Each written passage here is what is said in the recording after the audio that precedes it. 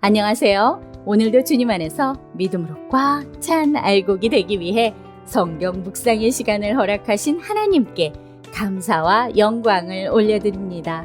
8월 11일 월요일 묵상 말씀을 시작하겠습니다. 마지막 환상과 함께 장차 오실 메시아의 그림자를 보여주며 하나님의 구속 역사와 미래의 영광을 예고합니다. 이 말씀은 현재의 혼란 속에서도 하나님의 주권과 섭리를 신뢰하며 하나님의 계획 속에 참여하는 삶으로 오늘의 우리를 부르신다는 것을 깨닫게 합니다. 오늘의 제목은 새 시대의 여명입니다. 스가랴는 마지막으로 네 병거 환상을 봅니다. 이어서 대제사장 여호수아에게 왕관을 씌우라는 명령을 받습니다. 오늘 본문 스가랴 6장 1절에서 15절까지의 말씀을 함께 듣겠습니다. 내가 또 눈을 들어본즉 네 병거가 두 산 사이에서 나오는데 그 산은 구리산이더라. 첫째 병거는 붉은 말들이, 둘째 병거는 검은 말들이, 셋째 병거는 흰 말들이, 넷째 병거는 어룽지고 건장한 말들이 메었는지라. 내가 내게 말하는 천사에게 물어 이르되, 내 주여, 이것들이 무엇이니까? 이는 하늘의 네 바람인데 온 세상이 주 앞에 서 있다가 나가는 것이라 하더라.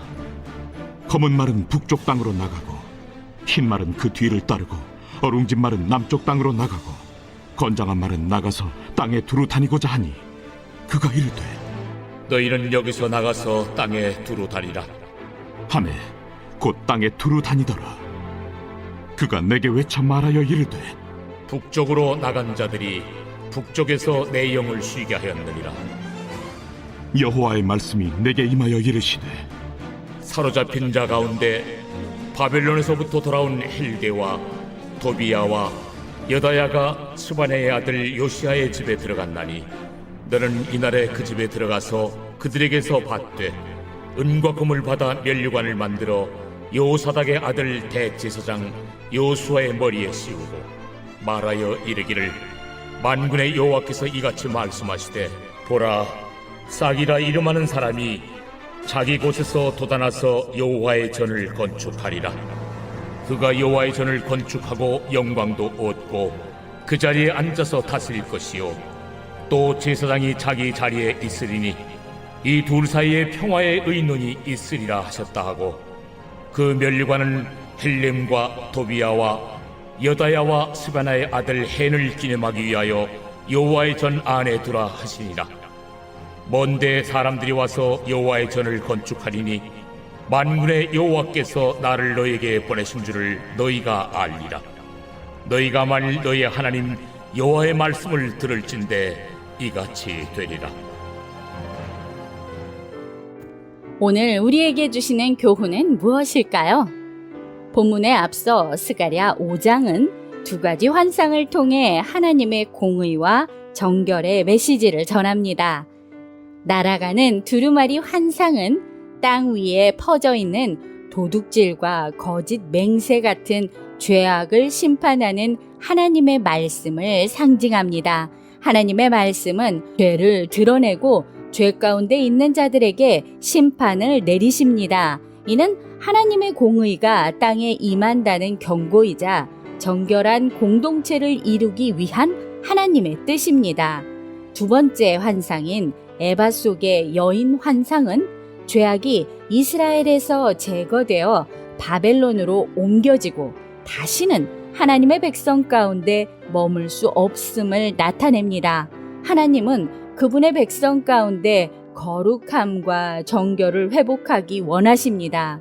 하나님의 백성에게 죄에 대한 분명한 경고를 주시며 하나님의 거룩한 공동체로 살아가기 위해선 정결과 회개가 반드시 필요함을 가르쳐주며 오늘의 본문으로 이어집니다. 1절에서 8절 말씀을 보시면 스가랴가 본 네 병거는 하나님이 온 세상에 보내신 사자들로 북쪽, 남쪽 등 사방으로 나아가 심판과 평화를 가져옵니다. 하나님의 통치는 국지적이 아니라 전 우주적입니다. 인간의 눈에 혼란스럽고 불의해 보이는 세계도 하나님의 뜻 아래 질서가 이루어지고 있음을 보여줍니다. 이는 하나님의 보편적 통치와 정의로운 심판을 상징합니다. 북방의 바벨론과 바사와 남방의 애굽에 대한 언급은 이스라엘 주변의 열강을 향한 하나님의 주권을 드러냅니다. 전 세계적 평정은 하나님의 완전한 통치 회복을 예고합니다. 세상의 소란함과 불의 속에서도 하나님은 일하고 계십니다. 우리 삶에서 일어나는 이해되지 않는 일들도 결국 하나님의 정의와 평화로 귀결된다는 믿음으로 오늘을 인내하며 살아갑시다. 9절에서 11절 말씀을 보시면 포로에서 돌아온 자들이 은과 금을 바쳐 면류관을 만들고 대제사장 여호수아의 머리에 씌우는 장면은 이스라엘 공동체의 회복을 상징합니다. 여호수아는 단지 제사장이 아니라 왕 같은 사명을 가진 자로 왕과 제사장의 역할이 통합되는 메시아를 예언하는 것입니다. 구약시대에는 왕과 제사장이 분리된 직분이었으나 메시아이신 예수님 안에서 이 두 직분이 하나로 성취됩니다.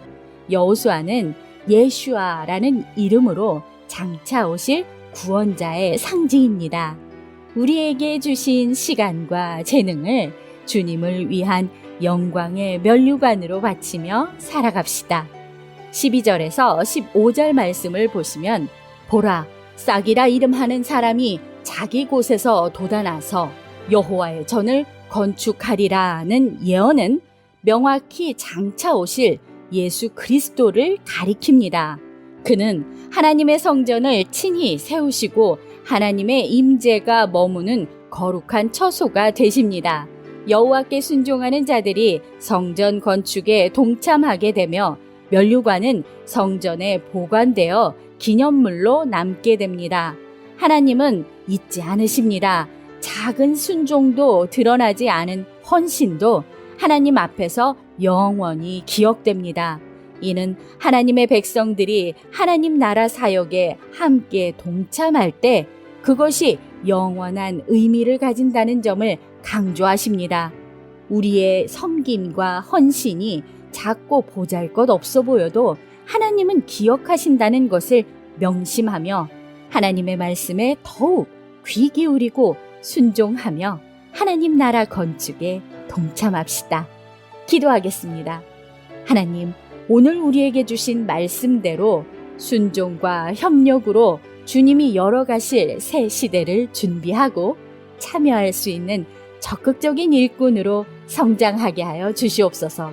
예수 그리스도의 이름으로 기도드립니다. 아멘. 하나님의 말씀 앞에서 스스로를 돌아보며 삶의 모든 영역에서 하나님의 뜻에 어긋나는 것들을 버리고 정결함으로 서길 소망하는 말씀입니다.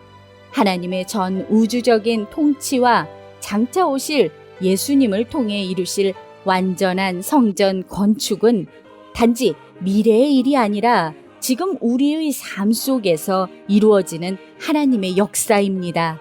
공의의 하나님을 경외함으로 주님의 말씀에 순종하며 정직하고 거룩한 삶으로 나아가는 복된 삶이 되길 바라며 오늘도 광야 같은 세상에서 하나님의 말씀으로 승리합시다.